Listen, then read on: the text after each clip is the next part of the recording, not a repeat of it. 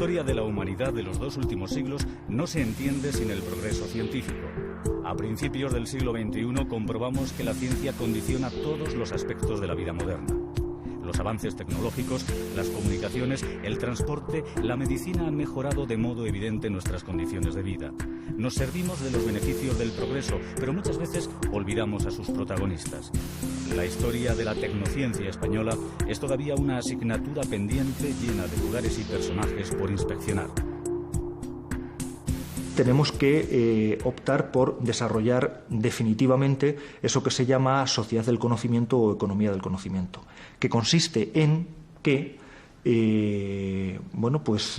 quizá las industrias tienen que irse a otros países porque la mano de obra es más barata, quizá los productos tienen que ser elaborados en otros países porque la mano de obra es más barata, pero entonces nosotros lo que tenemos que hacer es generar ideas. Entonces, un país que genera ideas, que no se dedica a hacer productos, sino a generar nuevas ideas, pues ese puede ser un país con una estructura económica muy sólida y, desde luego, creo que ese tipo de países, que en definitiva optan por lo que se llama economía del conocimiento, ese tipo de países son los que van a ganar la batalla en el próximo siglo. Al recuperar la memoria de 4 personajes excepcionales, Isaac Peral, Leonardo Torres Quevedo, Santiago Ramón y Cajal y Juan de la Cierva, 4 científicos que entre finales del siglo XIX y principios del siglo XX se enfrentaron a la falta de medios y ayudas, a la incomprensión de los gobernantes. Una problemática similar con la que hoy en día todavía conviven nuestros científicos. Pues es verdad que a finales del siglo XIX y en la primera parte del siglo XX sí asistimos a un desarrollo interesante de la ciencia y de la tecnología en España. ¿A qué se debe? ¿A qué ha habido, aquí hay una estructura que es capaz de soportar todo ese desarrollo? O más bien, pues es el arrojo de unos cuantos hombres, ¿no? Tras la Revolución de 1868, que puso fin al reinado de Isabel II, llegó el sexenio democrático, que a pesar de ocupar un corto periodo de tiempo, lleno de inestabilidades, propició que se expandiesen las ideas de liberales y republicanos, proclamándose en 1873 la Primera República. Isaac Peral no fue testigo directo de estos acontecimientos políticos y sociales que trajo el sexenio. Durante la Revolución de 1868 estaba en Filipinas, vieja colonia española. Luego se le envió a Marruecos y más tarde a Cuba, en una misión que debía frenar los levantamientos que amenazaban con desestabilizar el poder español sobre esta colonia. Pronto recibe su primera condecoración por escoltar desde Italia a España a Amadeo de Saboya, nuevo rey de España. Peral tenía entonces 21 años y era un hombre serio, de barba y bigote negros, ojos oscuros y carácter sereno. La crisis hispano-alemana por la soberanía sobre el archipiélago de las Carolinas en el Pacífico animó a Peral a escribir una carta al Ministerio de la Marina. En estos últimos días he inventado y tengo hechos todos los cálculos necesarios para la construcción de un barco torpedero submarino que puede llevar en su interior, sin el menor peligro, los hombres necesarios para su manejo, sin que asome a la superficie del agua el menor rastro de dicho buque durante sus maniobras. 1 o 2 de estos barcos puede destruir impunemente y en muy poco tiempo a una escuadra moderna, pudiendo decirse, si se consigue el éxito a esperar, que la nación que posea estos barcos será totalmente inexpugnable. Si usted cree destinar los recursos necesarios para hacer los primeros experimentos, estoy dispuesto a marchar a Madrid a primera orden. Estaba como ministro Cánovas del Castillo y ante su misiva le concede a Peral 5.000 pesetas, una cifra ridícula que demuestra la difícil lucha de Peral por hacer entender la valía de su promesa. El siguiente ministro de Marina, José María Belenguer, partidario de la innovación tecnológica en la Marina, hizo público en 1887 un gran plan de inversión para la renovación de la escuadra. Peral consiguió entonces el apoyo suficiente y se le permitió viajar al extranjero, a Francia, Bélgica, Alemania y Reino Unido en busca de piezas para su submarino. Comienza su construcción en La Carraca, Cádiz. La sociedad aguarda con expectación los meses que dura la obra. Por fin, el Peral se votó con éxito el 8 de septiembre de 1888 entre el fervor popular. El mismo año consiguió la medalla de oro en la Exposición Universal de Barcelona.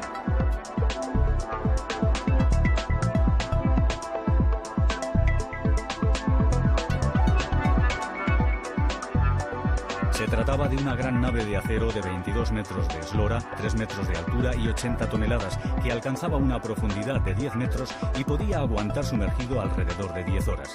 El submarino de Peral ofrecía una serie de innovaciones no utilizadas hasta el momento, como la incorporación de motores eléctricos en vez de propulsión de vapor. Una enorme batería de plomo generaba la electricidad necesaria para alimentar los 2 motores de 30 caballos y las 2 hélices que movían el buque. Otra novedad era su mecanismo de inmersión, controlado por el peculiar aparato de profundidades. El problema de la respiración en inmersiones de larga duración lo solucionó creando un mecanismo que eliminaba el anhídrido carbónico, acoplando un depósito de oxígeno que nutre a los tripulantes de aire limpio. Incorporaba un tubo lanzatorpedos de alta precisión. En 1890 se lanzó con éxito el primer torpedo de la historia submarina. Peral era un héroe nacional y su invento tuvo un fuerte impacto en la prensa internacional, pero como todo lo que despierta pasiones, también fue motivo de críticas. Entre los defensores, Echegaray, nuevo Premio Nobel de Literatura, reconocía los méritos de Peral y la perfección del submarino. Las nobles ideas de un noble cerebro no dependen ni del griterío de los alborotadores, ni de los chistes estúpidos de los envidiosos, ni del silencio de los indiferentes. El señor Peral ha hecho algo útil por la ciencia. La historia de la ciencia española le hará justicia. El porcentaje de inversión en gasto público que hace España en actividades militares, genéricamente, otra cosa es que eso sea investigación, es muy alto. O sea, después de Estados Unidos, pues es el segundo y comparado con otros países europeos, incluso más que Francia y que Inglaterra, o sea, que son potencias nucleares, ¿no? Por lo tanto, eso es atípico. O sea, el que en algunos años recientes, en el 99, se haya invertido más del 50% del gasto público que se hace en I+D, en investigación y desarrollo, en el capítulo militar, pues sin duda es descompensado cuando la media de la Unión Europea, creo recordar que está en el 14-15%, ¿no? Entonces, pero bueno, esos son bandazos que dependen de coyunturas. Yo lo que quería subrayar es que, aparte de eso, el problema es la rentabilidad de esas inversiones, de ese gasto público, ¿no? Es decir, si comparamos con Estados Unidos de América, que es quien más invierte en investigación militar, a la larga, 15-20 años después, esto, digamos, repercutía sobre la sociedad civil. Es decir, que muchas tecnologías, el propio ordenador, Internet, en fin, múltiples tecnologías han surgido de laboratorios militares, pero luego a los 10-15 años, cuando han sido desclasificadas, llegan a la sociedad civil y sirven para usos civiles, ¿no? Entonces, mi duda principal es con este gasto que se hace en España en investigación militar, si eso está sucediendo. O sea, que yo sepa, no. Es decir, yo no conozco todavía, salvo igual en algunos momentos de la historia, ¿no? Isaac Peral u otros científicos de los años 30, pero de la ciencia reciente financiada con cargo al gasto militar, no conozco que hayan derivado tecnologías de uso civil 5, 10, 15 años después. Pocas veces en la historia se ha pasado con tanta facilidad del júbilo al fracaso. Peral vio su sueño convertido en tragedia. En 1891 contempló cómo su submarino era desmantelado mientras su capacidad y genio inventor se desaprovechaba entre las decisiones de la Armada. Había servido con lealtad a Isabel II, a Amadeo de Saboya, a la República y a Alfonso XII, y después de tanta lucha, su submarino desaparecía. Desengañado, se desligó de la Marina y montó su propia empresa de electricidad, aunque su trayectoria empresarial duró poco. Su estado de salud empeoró y murió en 1895 a los 44 años. Todos los submarinos, a partir de El Peral, deben algo a su prototipo. Todos incorporan elementos y soluciones que aportó este inventor a la historia de la tecnología, pero en su momento esta dimensión no fue del todo comprendida. Paradójicamente, en la Primera Guerra Mundial, España compra a Estados Unidos su primer submarino y lo bautiza, sin ningún complejo, con el nombre de El Peral.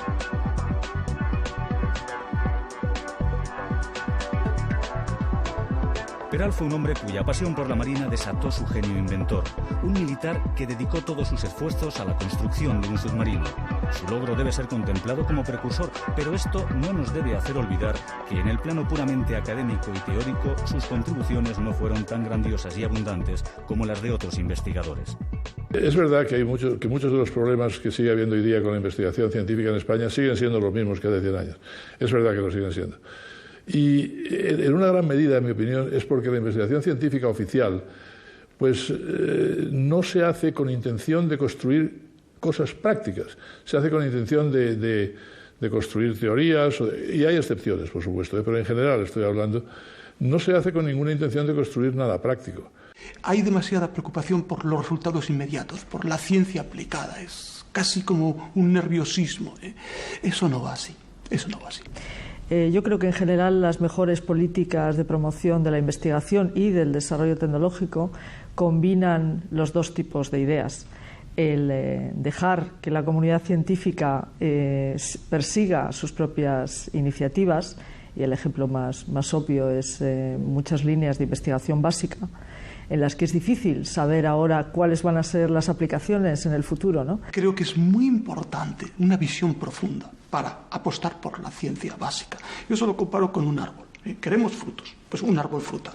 Es muy fácil darse cuenta de que hace falta un tronco para el árbol, que la comparación sería la ciencia aplicada. Eso todos lo ven. Pero lo que exige más profundidad de pensamiento es lo que no se ve, es que el árbol necesita unas raíces. Lo que el árbol tiene de florido vive de lo que tiene sepultado, dice el poeta. Pues es eso. Las raíces son la ciencia básica. Y entonces, claro, el resultado es que se convierte pues, en una especie de masa de dinero que se gasta en alimentar a investigadores que hacen investigaciones en las que luego después no se hace nada con ellas. Repito, hay excepciones, pero en una gran mayoría sigue siendo así. Entonces yo creo que es ideal combinar las dos cosas. La propia vitalidad de la comunidad científica en perseguir siempre ir más allá de la frontera actual del conocimiento, con también lo que es conveniente en cada momento, y es que cada sociedad, a través de sus gobiernos, decide qué problemas prioritarios, ¿no?, requieren una atención especial. El inventor más prolífico de la historia de la ciencia española y que sin duda supo aplicar sus investigaciones al servicio de una sociedad mejor fue Leonardo Torres Quevedo. Un hombre que combinó más que ningún otro sus dotes de inventor y sus virtudes como científico con una afanada labor institucional. En su casa de Molledo, sufragando sus propias investigaciones, Torres Quevedo comenzó con entusiasmo su experimentación en el área de los transbordadores, campo en el que luego fue reconocido en el ámbito internacional. Para contribuir en su faceta teórica al tiempo que mecánica, acompañó su invento de una memoria titulada Un sistema funicular aéreo de alambres múltiples. Suyos son los transbordadores del Ebro, el del Monte Ulía o el transbordador aéreo del Niágara, que hoy sigue utilizándose y que constituye un gran atractivo turístico. Con 580 metros de longitud, este funicular que une los Estados Unidos y Canadá se construyó como un proyecto encargado a España, construido por una empresa española, como reza en una placa de bronce situada a la entrada de la estación de acceso. Torres Quevedo nunca dejaba de inventar y paralelamente a sus transbordadores diseñó las máquinas algebraicas. Estas máquinas de cálculo buscaban la solución de ecuaciones complicadas mediante su traslado a magnitudes físicas. Eran calculadoras de tipo mecánico que funcionaban con energía cinética. Las operaciones matemáticas se resolvían de modo físico a través de móviles de gran complejidad mecánica. Hoy, sumidos en la era de los ordenadores, la perfección de nuestras calculadoras digitales nos hace olvidar lo grande que fue su aportación a este campo de la ciencia. En relación directa con las máquinas calculadoras están sus aportaciones al mundo de la automática, disciplina que en aquel momento estaba todavía naciendo y que busca la sustitución del trabajo humano por el de un operador artificial. Como su ajedrecista, que permitía jugar al ajedrez contra la propia máquina y siempre acababa venciendo el aparato. Eso sí, la partida comenzaba con solo 3 piezas y no las 16 de rigor con las que cuenta cada jugador en el ajedrez real. Nos puede parecer una máquina rudimentaria, pero pensemos lo que deben los actuales ordenadores a estos inventos.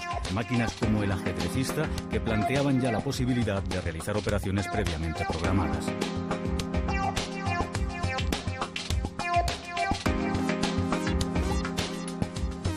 En la aerostática también dejó huella de sus dotes de genio inventor. Torres Quevedo presentó en 1902 en la Academia de las Ciencias de Madrid un nuevo tipo de dirigible de armadura funicular al que bautizaría con el nombre de España, una vez conseguido el apoyo para construirlo. Los dirigibles son globos aerostáticos de grandes dimensiones destinados al transporte de viajeros, y el de Torres Quevedo resolvía eficazmente los problemas que otros aerostatos no solucionaban.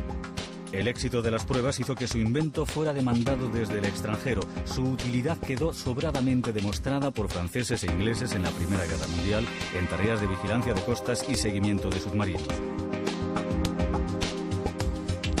En 1903, Torres Quevedo presentó el telequino, el primer aparato de radiodirección del mundo en París, junto con la memoria y una demostración práctica. En España fue presentado con éxito ante el rey y una gran multitud. Se trataba de un invento que ejecutaba órdenes transmitidas mediante ondas hertzianas y que se puede considerar el pionero del mando a distancia. En Europa, el sistema de patentes estaba ya muy desarrollado y Torres Quevedo obtuvo la patente para España, Estados Unidos, Gran Bretaña y Francia. En 1904, el gobierno fundó el llamado Centro Torres Quevedo o Centro de Ensayos de Aeronáutica para apoyar al inventor en sus ensayos y facilitar la construcción de los aparatos aéreos. En los últimos años de su vida, Torres Quevedo prestó atención a las necesidades de la enseñanza, inventando máquinas que pudieran ayudar al profesorado en su tarea. Torres Quevedo fue un precursor, fue un hombre muy audaz. Conoces la máquina de cálculo algebraico, la máquina que jugaba al ajedrez, es el primero que hace esas cosas. Ya no es, bueno, por supuesto, precursor más remoto, pues es Pascal, con las 60 máquinas de calcular que hizo, las pascalinas que se llamaba, pero de eso a jugar al ajedrez, eso ya nos pone cerca en lo que hacen ahora las máquinas. Pero hay el poder codificar electrónicamente con ceros y unos, lo que ahora estamos haciendo en computación, eso otra vez más procede de la ciencia básica, esta vez de mi campo, de las matemáticas. En cuanto a la producción científica, ya sabemos que en los últimos 20 años se ha producido un avance importante, pero que todavía queda bastante por hacer, ¿no? Yo creo que hay que seguir trabajando en esta dirección, en conseguir aumentar la cantidad y la calidad, ¿no?, de la producción científica en España, y también en quizás difundir mejor socialmente, ¿no?, cuáles son los resultados de la investigación. Estoy convencido de que gran parte de la sociedad no entiende o no valora la investigación científica. Gran parte de la sociedad entiende que investigar es cuestión de países ricos, cuando no es así. Cuando un país quiere ser competitivo, quiere ser poderoso, es preciso que estimule su investigación científica. Por ello, la cultura científica se debe extender incluso a la educación primaria. Y eso afecta desde esta imagen social de qué produce la ciencia, de cuál es la labor profesional de los científicos, a lo que los estudiantes perciben también en la enseñanza primaria y secundaria, ¿no? Y hay que continuar haciendo el esfuerzo para comunicarles, por un lado, lo atractivo de la tarea, ¿no?, de dedicarse a la investigación, y también el comunicarles que es una carrera pues digna y reconocida socialmente, ¿no? En la actualidad la Unión Europea ha generado dos grandes programas. Uno, la creación del espacio europeo de investigación, y por otro lado la creación del espacio de educación superior, europeo de educación superior, o sea, de enseñanza universitaria. Entonces, pensando en los dos aspectos, esto incide fuertemente sobre las universidades y los centros públicos y privados de investigación.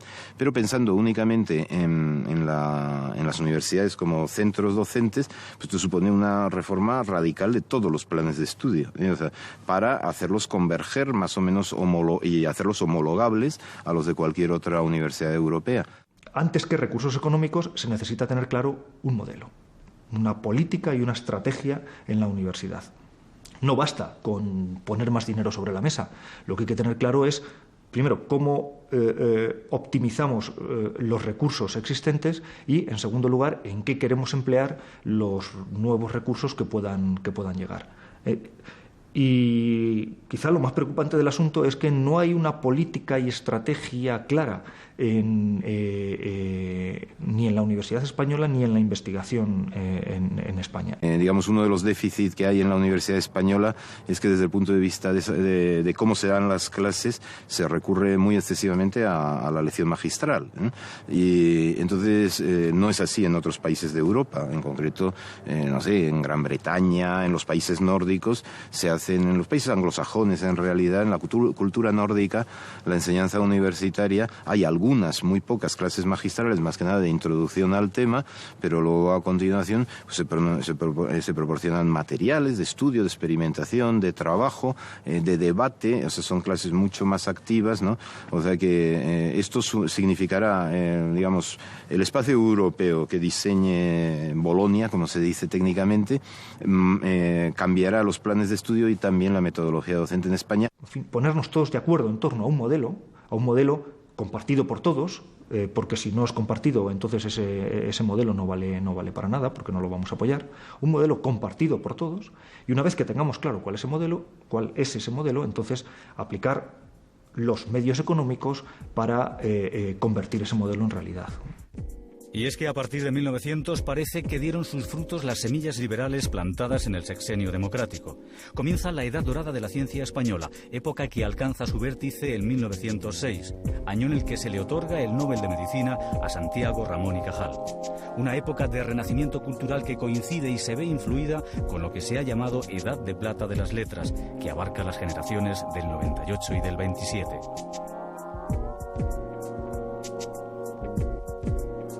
Madrid se consolida como espacio productor de cultura, donde renace el espíritu de iniciativa en un clima muy propicio al debate entre las ciencias y las letras.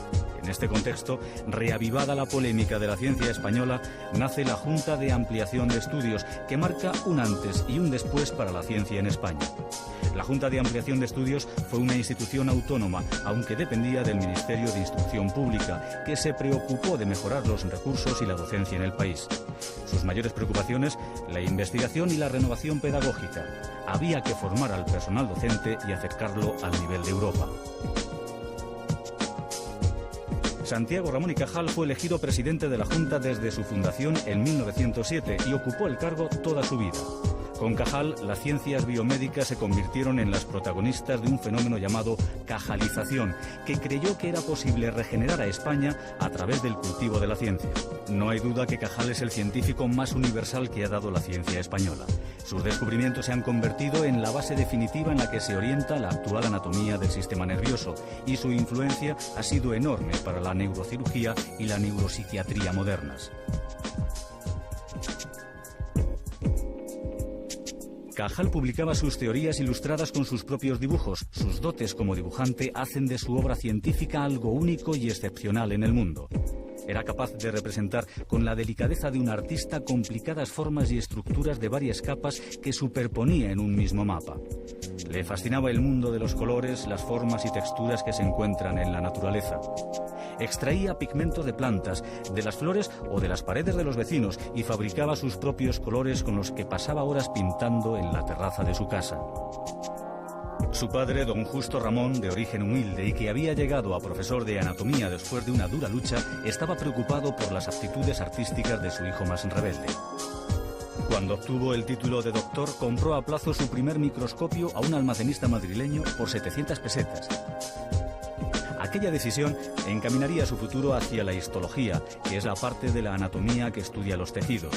En aquel momento los microscopios eran aparatos difíciles de conseguir y que en España todavía se miraban con cierta desconfianza.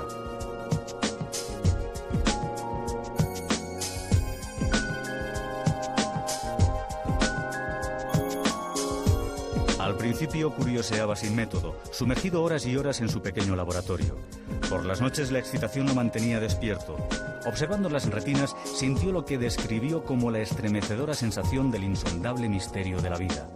Navegando en la organización microscópica del ser humano, Cajal, que hubiera querido ser pintor, descubrió en el microscopio todo un universo de magia en el que entraban en juego tanto la razón como la imaginación. Sin su microscopio no hubiera descubierto la neurona y su destino habría sido otro.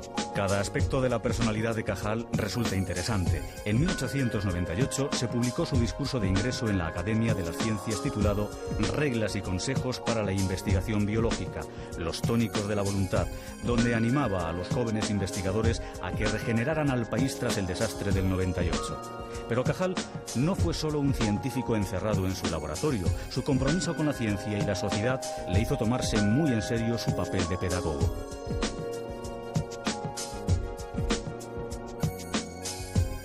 Cajal obtuvo una plaza en el Hospital de la Princesa y luego fue nombrado director del manicomio de Santa Isabel en Leganés, del que tuvo que dimitir por diferencias con las autoridades eclesiásticas.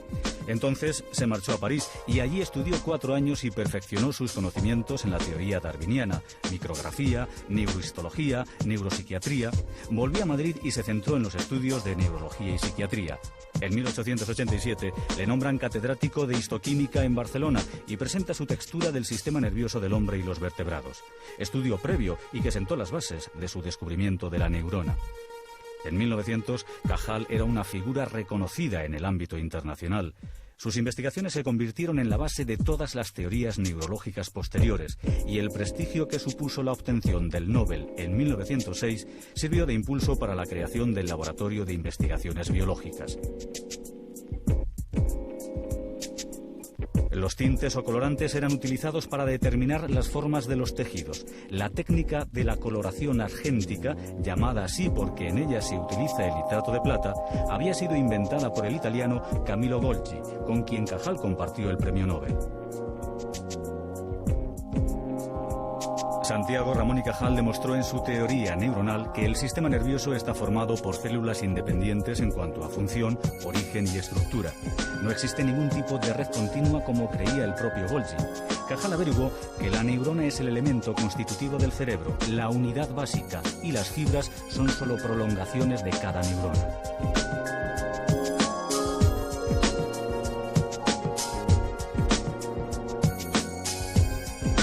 Dedicó toda su vida a estudiar estas estructuras y dedujo implicaciones funcionales para todas y cada una de las partes del sistema nervioso, como la corteza cerebral, el cerebelo, la retina, el bulbo olfativo.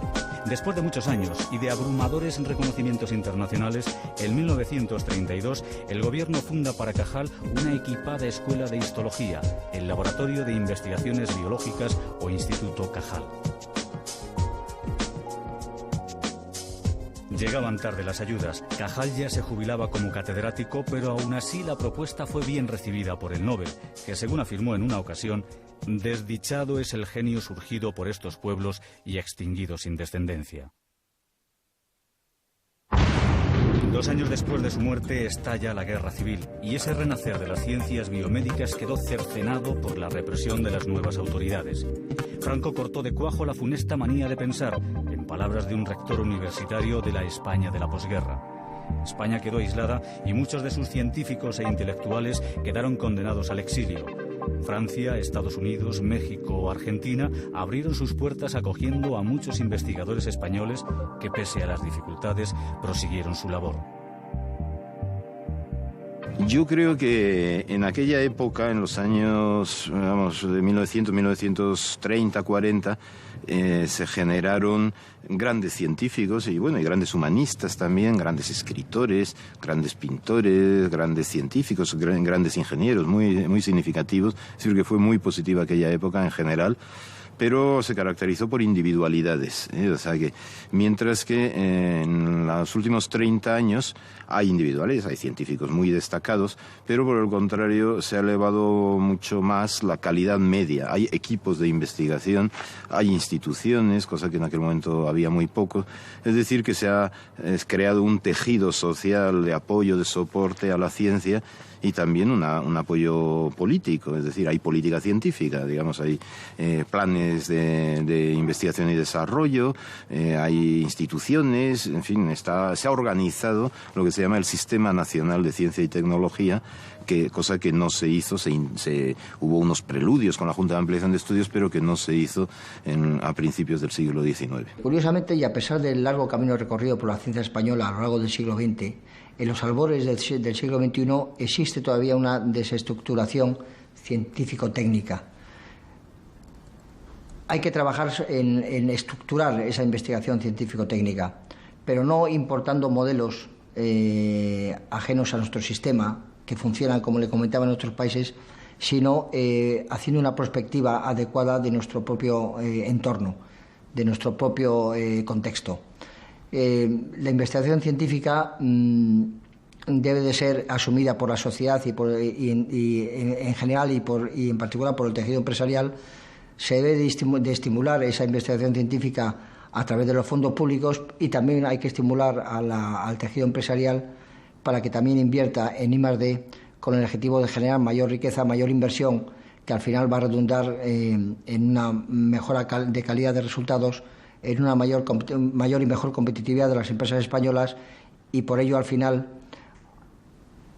en que la creación de mayor número de puestos de trabajo. Ahora invertir en recursos humanos, ¿no? En generar científicos, generar buenos ingenieros, en darles medios, instrumentos de trabajo, buenas condiciones de trabajo, pues todos los países lo consideran como la mayor riqueza cara al futuro, ¿no? Esto implica educación universitaria, es decir, elevar el nivel de cultura científica y tecnológica de una sociedad como condición sine qua non para que esa sociedad pueda a continuación competir con otras sociedades que están más o menos en la misma estrategia. En temas de investigación quizás es una de las áreas donde ambas instancias, la administración y la empresa privada, tienen un papel que jugar, y así es tradicionalmente en la mayor parte de los países.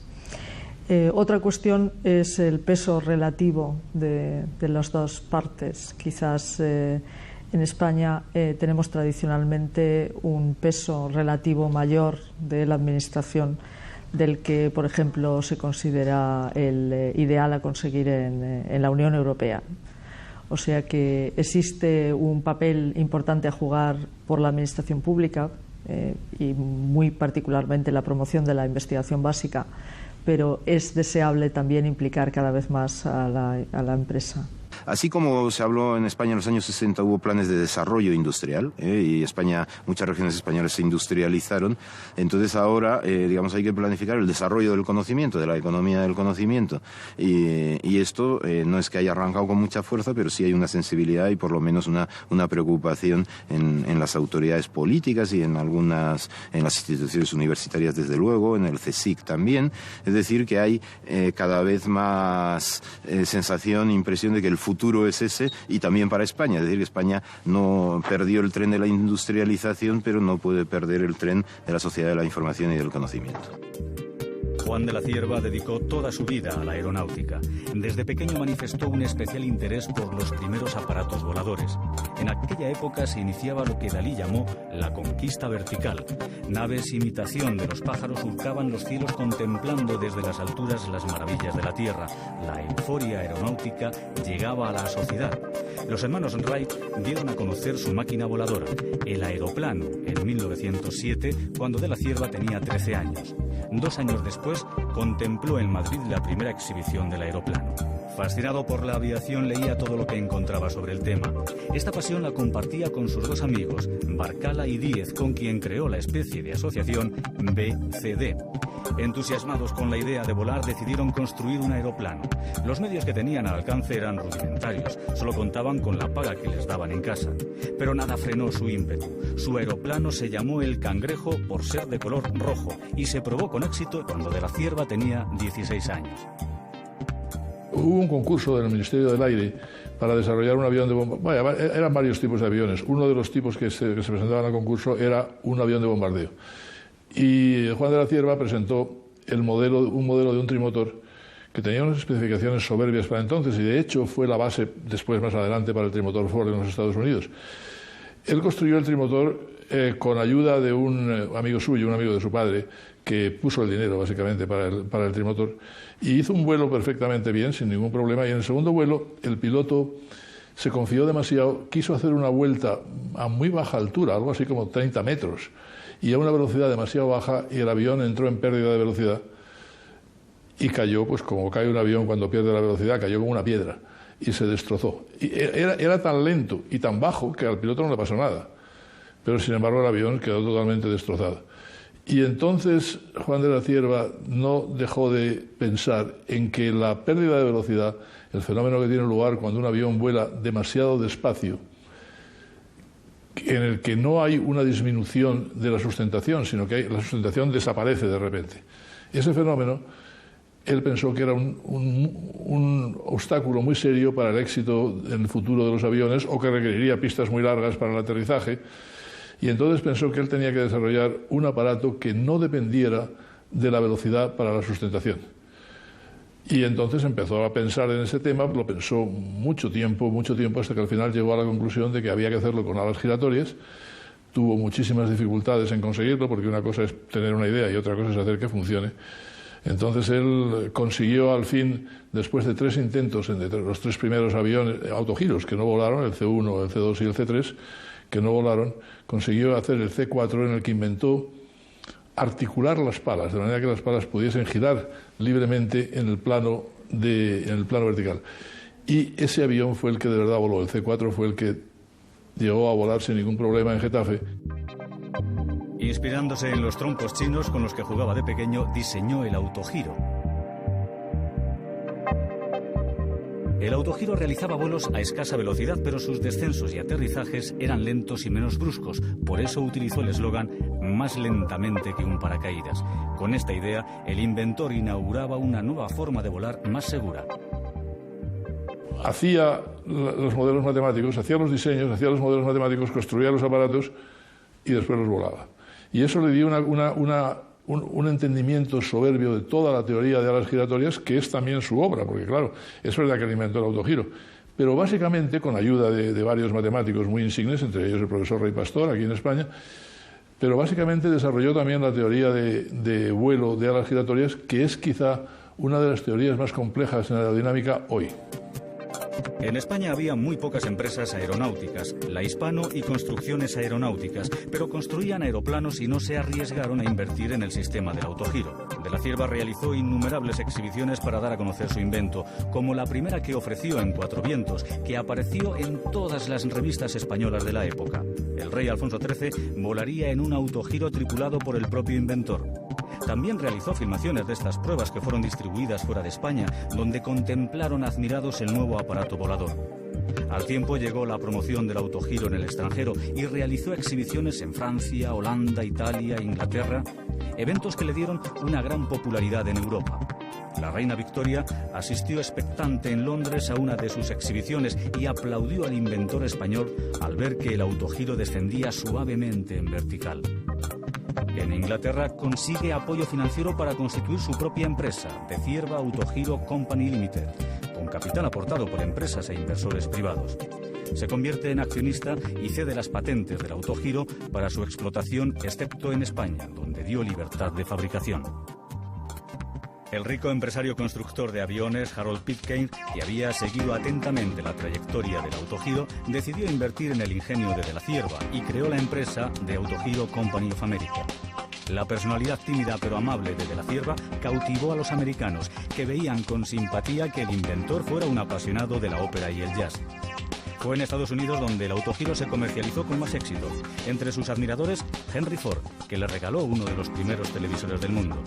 En una ocasión, Thomas Edison, que tenía miedo a volar, alabó las ventajas del autogiro, augurando al invento un futuro prometedor.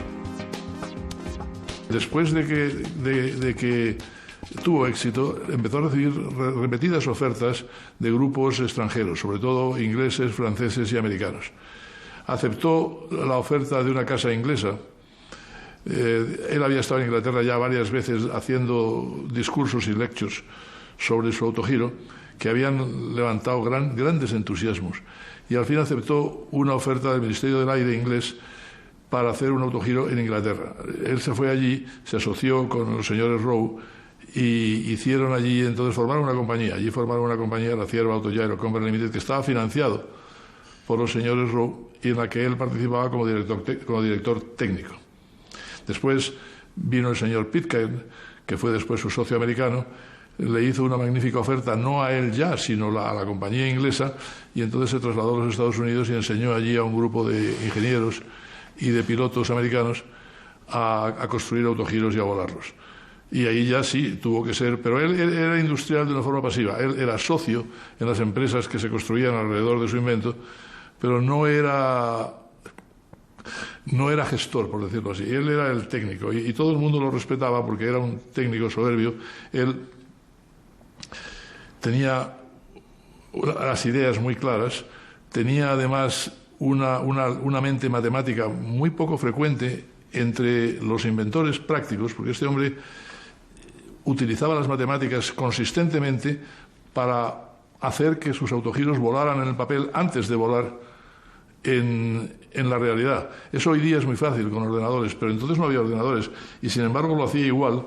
Y de hecho existen aquí en la Biblioteca Nacional, existen todavía miles de documentos hechos a mano, escritos a mano por él con todas las ecuaciones de vuelo que hacía antes de que los autogiros volaran. Luego después aquello lo llevaba a la práctica y lo probaba.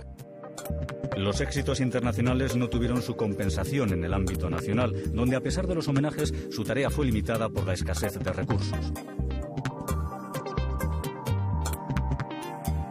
En plena guerra, Juan de la Cierva colaboró desde Londres en la compra de material aéreo para el ejército franquista.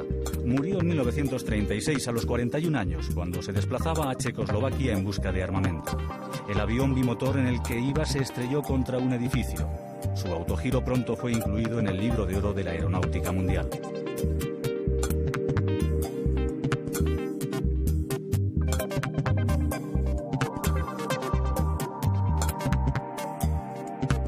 Juan de la Cierva Codorníu es un buen ejemplo de investigador reconocido mundialmente y menospreciado en España de su época. Genial inventor y que ha recibido más reconocimientos en Inglaterra y Estados Unidos que en su propio país.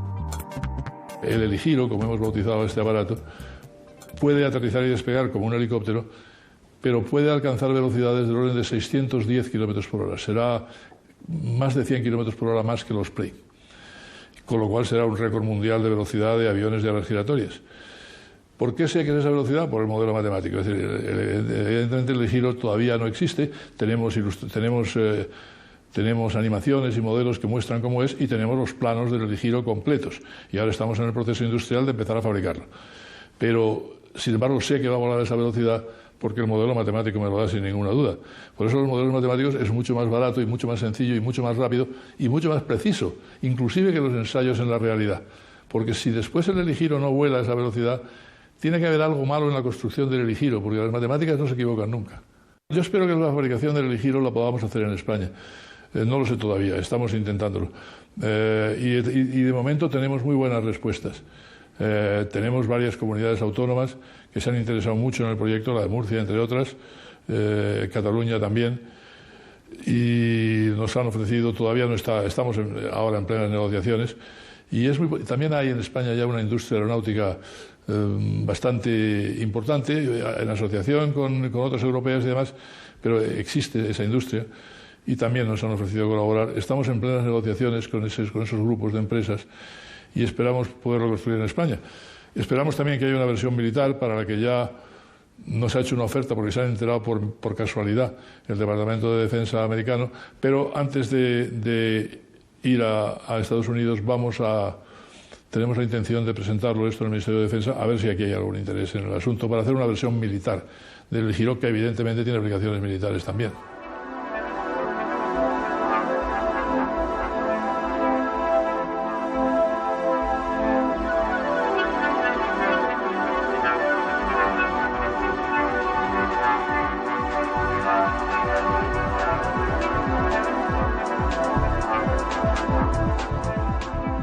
La economía del conocimiento es una nueva modalidad de economía, como su nombre indica, en la cual, en lugar de generarse la riqueza en base a los recursos naturales, digamos a la tierra, a la ganadería, a la minería, a la pesca, en general a lo que proporciona la naturaleza una vez cultivado y trabajado por los seres humanos, o los bienes que proporciona la industria, los bienes industriales, las fábricas, etcétera, aparece una nueva fuente de riqueza que es el conocimiento, y en particular el conocimiento científico y tecnológico.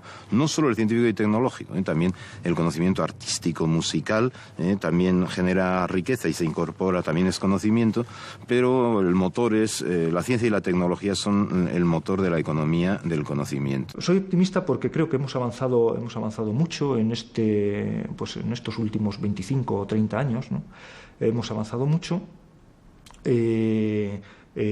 cada vez somos más conocidos, cada vez pintamos más en el panorama internacional.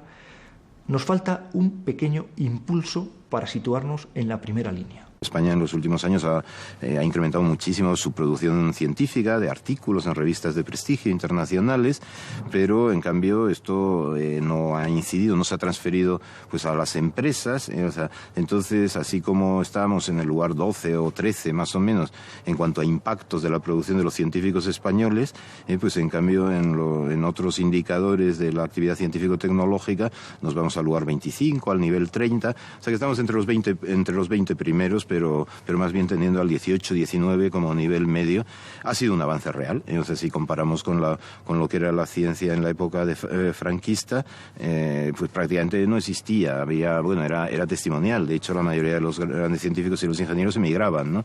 Entonces, ahora no es que no emigren, pero más bien emigran para estar unos años y luego tendiendo a volver, ¿no? Es decir, que esto de la fuga de cerebros y la pérdida de recursos humanos cualificados en investigación científico-tecnológica se ha parado, e incluso se está empezando ahora, y me parece interesantísimo, a fichar gente, a fichar científicos, me refiero.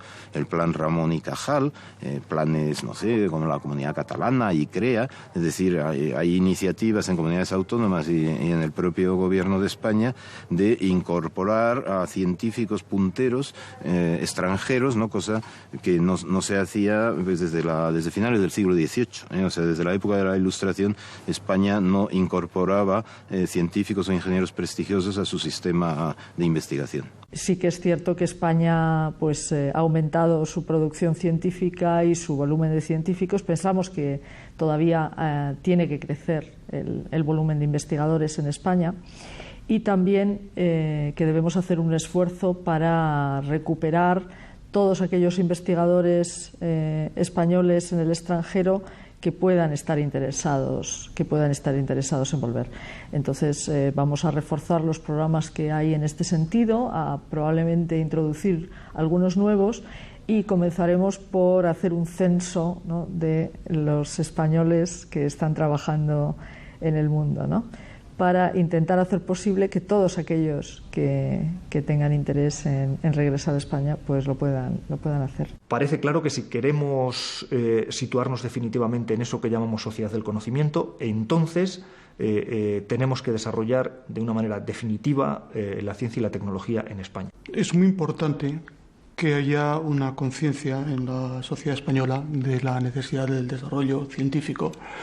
Nos ayuda mucho y en parte ese ha sido un apoyo que nos ha llevado hasta el alto nivel en el que estamos ahora. Estamos muy cerca de la primera línea. No estamos en la primera línea y en parte se trata de un apoyo, de una conciencia de la sociedad, un apoyo de la sociedad. Yo lo puedo explicar con un ejemplo que creo que todos entienden.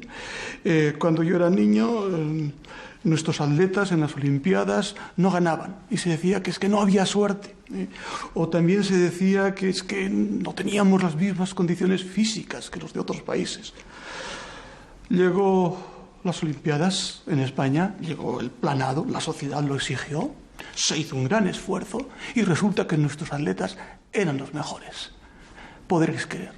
Yo estoy convencido de que con más apoyo, si hay un compromiso, si nos lo proponemos, España puede llegar a la primera fila en cualquiera de las ciencias. Creo que tanto España como el conjunto de la Unión Europea han acertado al elegir esta vía de construir la sociedad del conocimiento. Supone una apuesta por modelos de crecimiento económico y de desarrollo social en conjunto orientados hacia sectores en los que los factores clave son fundamentalmente el capital humano y el capital tecnológico. Creo que esa apuesta es la que le conviene al conjunto del continente europeo, que es lo que se decidió en Lisboa, ¿no? Esa apuesta por la sociedad del conocimiento y esos famosos objetivos europeos que se han planteado para esta primera década del siglo XXI. Y también creemos en el gobierno español que esta es la mejor vía para España, el convertirse en una sociedad que participe plenamente de ese modelo de crecimiento económico que supone poder crear empleos de calidad, ¿no? Empleos que tanto en su remuneración como en su posibilidad, su estabilidad y en conjunto den una situación en el mercado de trabajo más positiva y más estable en el futuro. Necesitamos un pequeño impulso. Pues vamos a darlo entre todos. Primero, con la implicación de los docentes y los investigadores, después con la implicación pues, de los responsables de las universidades y de los centros de investigación, y después con la implicación de los políticos, de los empresarios y de la sociedad en su conjunto. Porque si damos ese pequeño paso,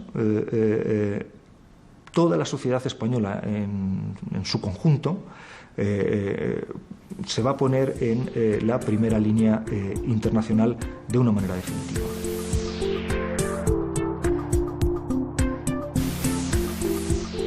La historia de la tecnociencia española es una historia difícil de construir por la cantidad de discontinuidades que ofrece. La guerra civil y la dictadura de Franco anularon durante mucho tiempo las esperanzas de los científicos. Pero es necesario que recordemos a aquellos que confiaron en que una sociedad del conocimiento sería una sociedad fuerte. En opinión de Ortega y Gasset, todas las obras humanas, el arte, la filosofía, la política e incluso el dinero se basan, nutren y caminan sobre la ciencia.